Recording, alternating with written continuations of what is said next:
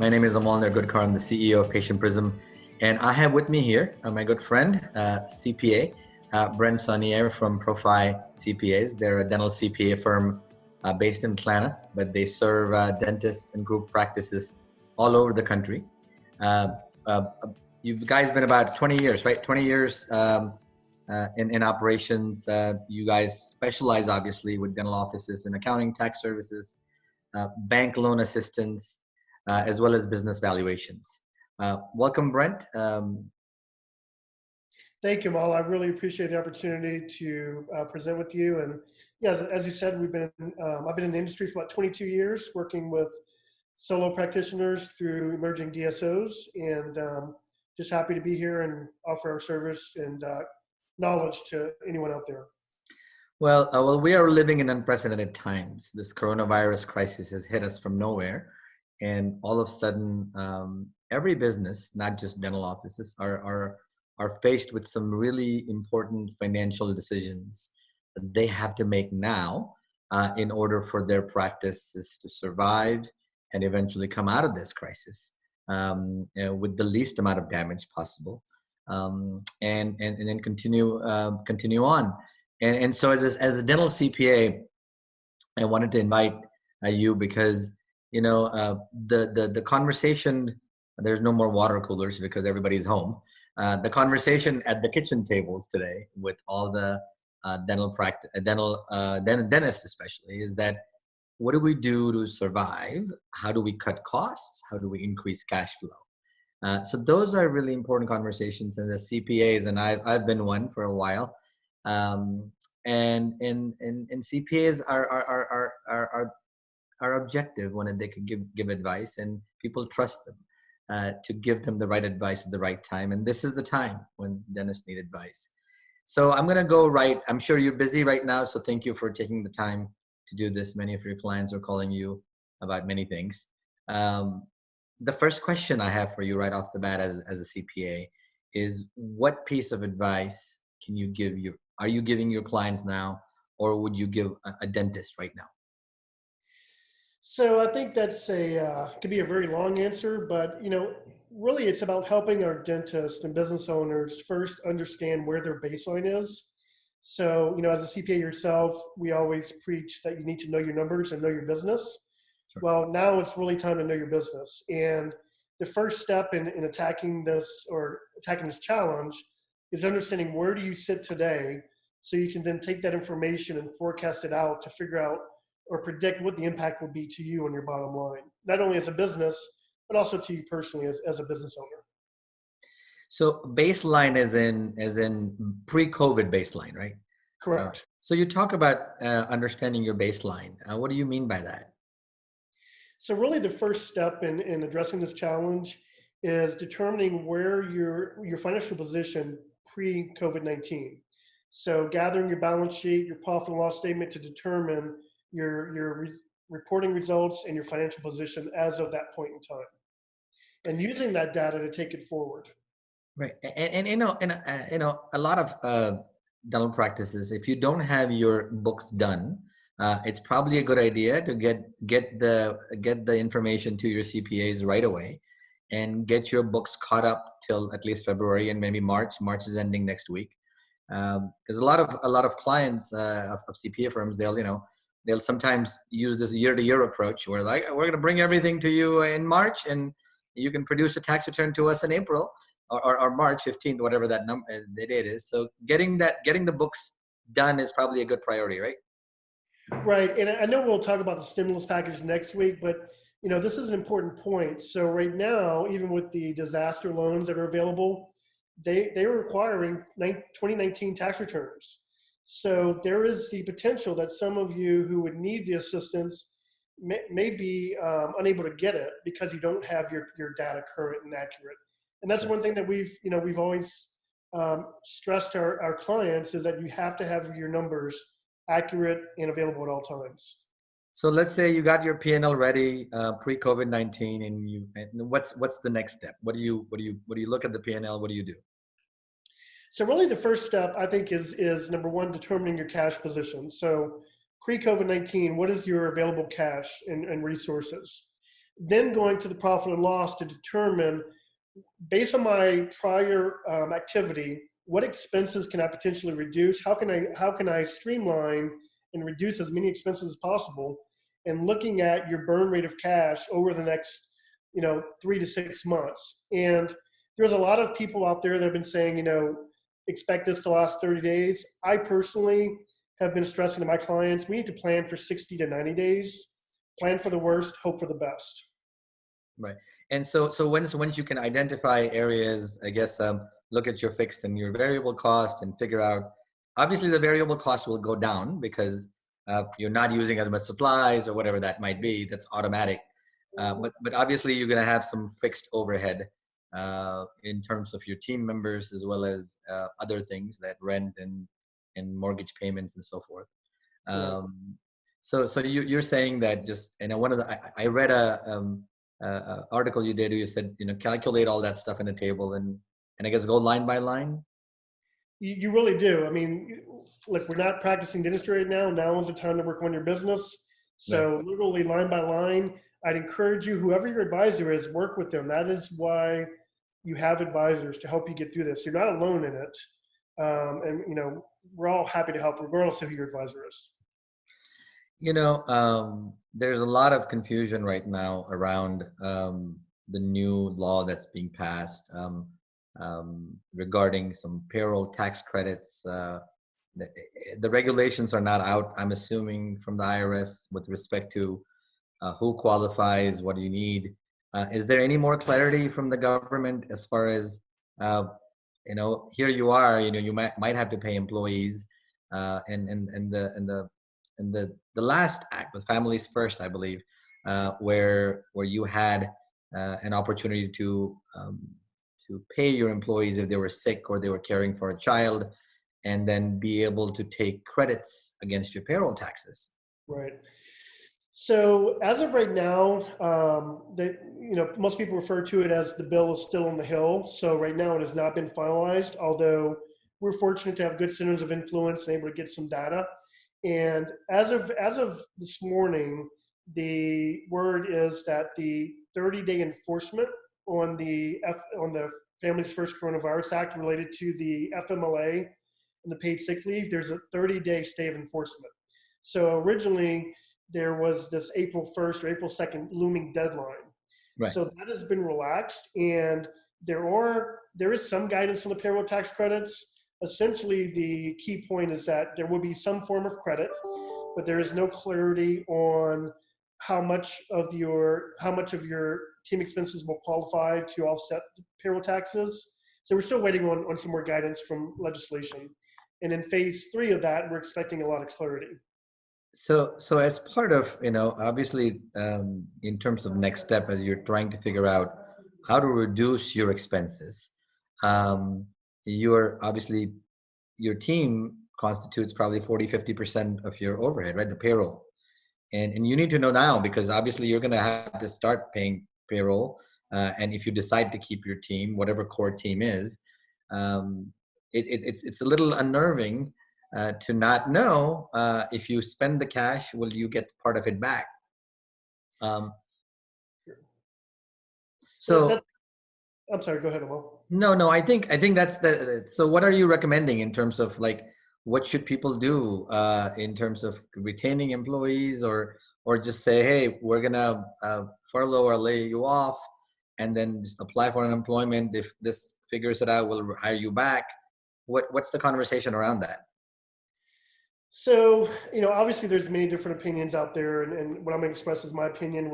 I just want to qualify, we're not employment lawyers in any way, but we do rely on other sources such as Seeger HR and HR for Health. So our position right now is that you need to look at the long-term strategy. So, you want to make sure that you have a practice to come back to in 2 or 3 months. And I think a lot of people are looking at this as, well, I'll go get a loan, I'll pay all of my employees their full rate. The problem with that is that you're going to essentially bleed out the cash. When it's time to open the doors back up, you have no resources. So our position to our clients is, if you need to identify a skeleton crew, I think the phones should still be answered. That should never be turned off. So I'm saying to lay off their staff, keep a skeleton crew. The benefit is that your staff will be on unemployment. And part of the new legislation is that there is a supercharged amount where they're adding an additional $600 a week on top of the normal employment benefits Right. for a 4-month period. And the reason they're doing that is they want to put the money in the hands of the people that will spend it. So you've got everyday people who are not going to restaurants, they're not spending everyday spending habits. And for a business owner myself, and for you, in some respects, I look at it as I want more help for the business. But in reality, I want my patients or my clients to be able to come back to me with more money in their pockets. And that's the purpose, in my opinion, of that supercharged amount.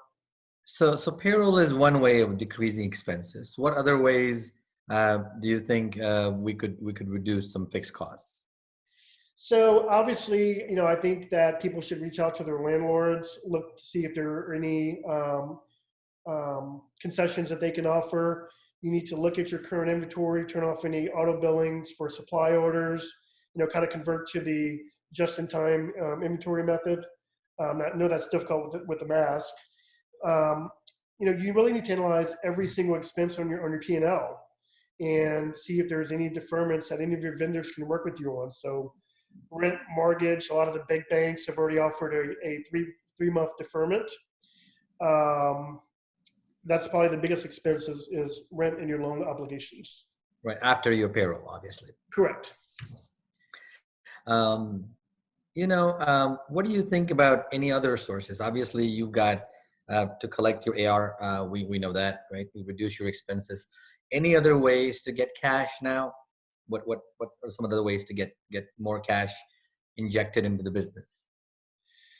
So, there obviously you can look at your business resources, but I think that as business owners, we also have to look at our personal resources.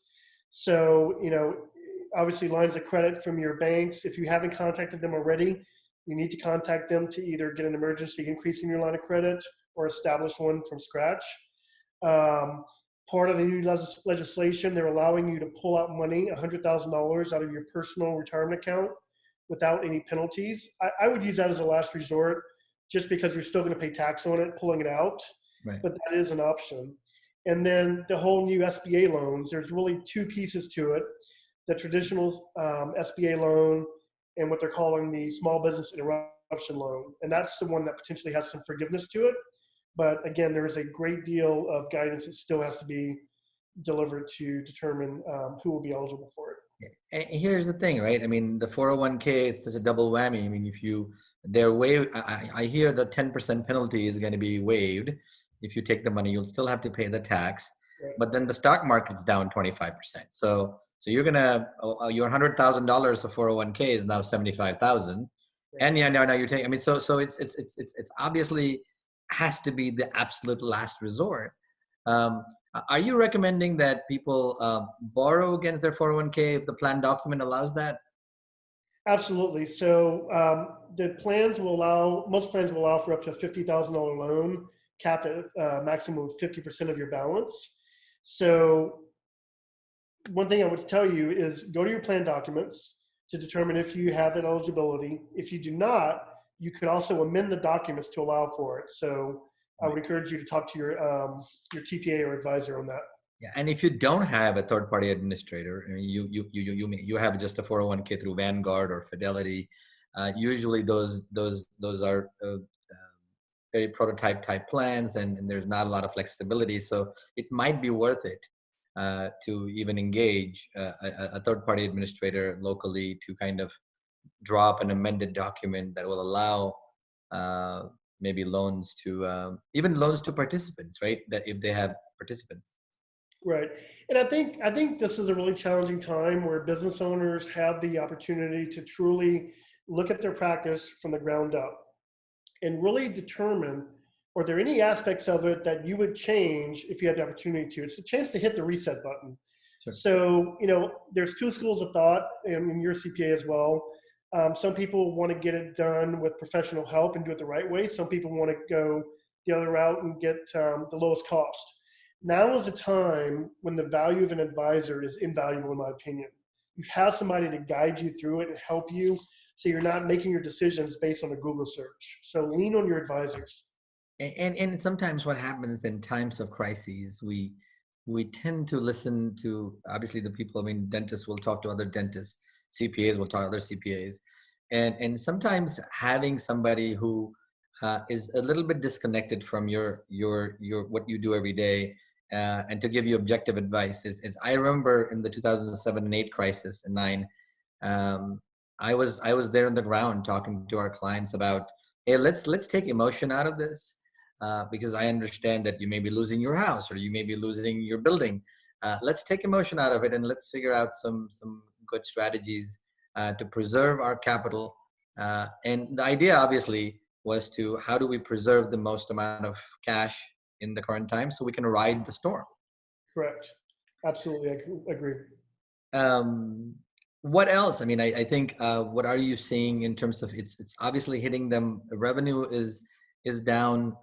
April is going to be a brutal month because a lot of practices are going to be shut down, or operating at 10% for emergencies only.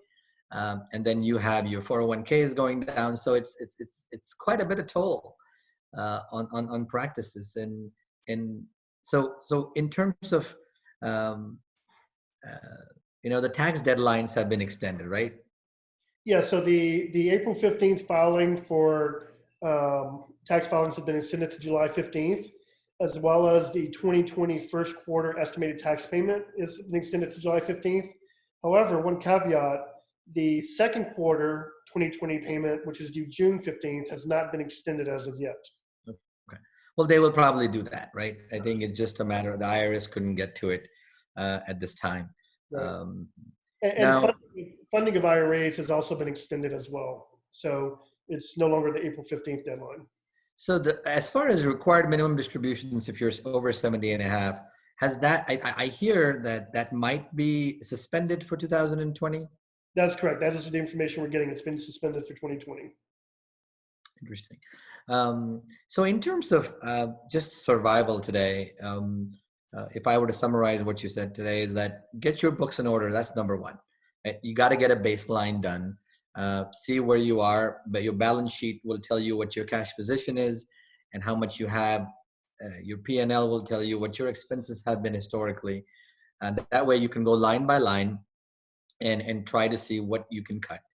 The second advice you gave us was um, look at having a skeleton crew, the ones that you absolutely have to have, and figure out any kind of arrangement with them based on what's going on, and then most importantly, obviously, figure out if you can call your lenders, your vendors, your landlords, and see, and most of them will work with you. In that area. It's a great advice. And then if there is anything else besides your AR, I mean, if their line of credit is there, you said, apply for one. If a bank will give you one, apply for one. If you have one already, then maybe draw down on it. Because as you said correctly, Brent, is that we don't know what the end date is of this crisis. It could be, I mean, it's definitely not 30 days. It's probably 60 days, but there is some predictions about, depending on how responsible we are as a society in social distancing. I mean, that's the only thing that has been proven. Bill Gates talked about it last night on CNN, and most, 100% of health experts are saying we've got to figure out a way to distance ourselves. I know it comes at the expense of an economy, and it's a very big price we're paying, but we've got to do something to stop this. Right. I think I read last night that the U.S. is now the number one leading the We world are. in cases. We may cross 100,000 today, which is again a significant number. Do you guys offer in terms of assistance for SBA? Will you guys be offering SBA? Helping them with the SBA loan process? So, right now our philosophy is we want to help in any way we can. Okay. So if it's, thankfully all of our clients, they get their information every single month. So we've got all their financials on the drop of a hat. We've got some cash forecasting and modeling tools for the P&L where we can go out for 12 months We can change every variable that you ask for, and it will affect your cash position. We're here to help, regardless of whether they're a client or not. I know, like, the same philosophy you have. We love the industry of dentistry, and we just want to be of help. And if anybody needs help, regardless of who they are, we're happy to give her advice. Well, I'm going to definitely leave your contact information. If you guys, on the screen, there's information about how to contact Brent and his wonderful partner Chris as well. And information is right on their website. Email them, call them. They're available to talk to you during this time. Even if it's, again, even if you're not a client, which is very, very generous of you, call them at this point. It's very difficult to get a hold of CPAs during this time, but Brent's made himself available. Chris has made himself available to answer any questions you may have, and email them, get your stuff in order right away. That's the way you can make some good decisions. And I would say, Amol, too, talk to your advisors, whoever you are. Don't do this alone. That's why our professionals exist. So talk to them, reach out. I'm sure they're happy to help you. Well, thank you so much for this wonderful webinar. I'm sure we'll do more as we get more clarity on legislation with respect to the credits from payroll taxes, Yes. to the SBA emergency loan assistance programs. There's going to be a lot of help needed to really go into the details of this, because that, without the details, it sounds all great, but when you come down to it, if it doesn't apply to you, you need to know that early on. Thank you so much. Again, the information to contact Brent is on the screen. Contact him anytime. And good luck. Stay safe. Wash your hands. Stay away from people. And I hope we come out of this sooner than later. I know we will.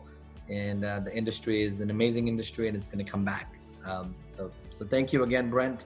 I look forward to speaking with you again soon. Thank you, Amol. And even though we're 15 miles down the road from each other, we'll keep our social distance. And Yes. thank you to Beth and your entire team, too, for everything you do. Thank you again.